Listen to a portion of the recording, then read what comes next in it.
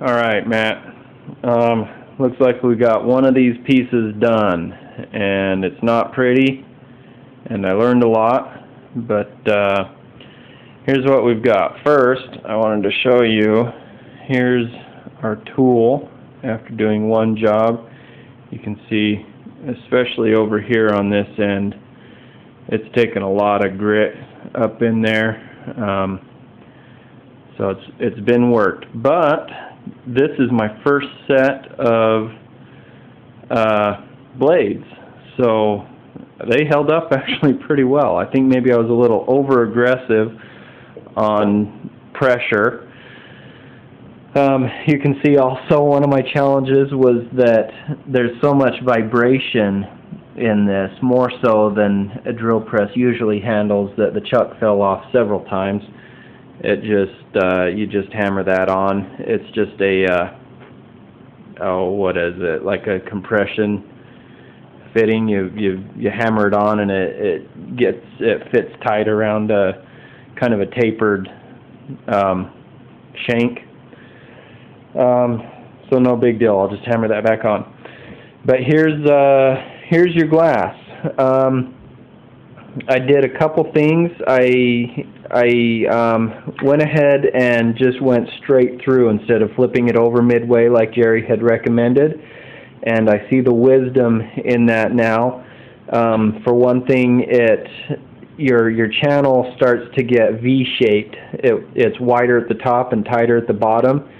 That starts to cause some trouble, and when you're dealing with the full thickness of the glass, there starts to be a lot of opportunity for binding. And one of these blades got a little loose. Can't remember. Oh, it was this one here, and this one would bind up all the time and just catch and cause a lot of pressure. And then when you've got the full thickness of the glass, that creates a lot of leverage too when it binds up. And you can see that right as I got down near the bottom, I split this whole piece out. Luckily it was the piece we didn't need. But then also, the other thing is that it makes this back side pretty ugly. It chipped out all over the place, and you've got a ledge there. I may try to break that down for you a little bit before I send it. But that's one of the things that Jerry warned me about. You can see on the one that he did for me,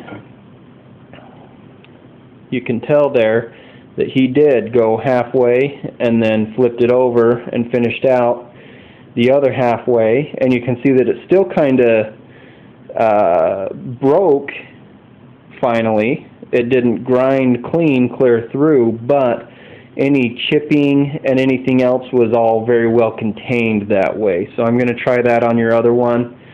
I think this is going to be your tool, and we'll turn that into your mirror, which was kind of your original plan anyway, since this piece was so chipped up anyway.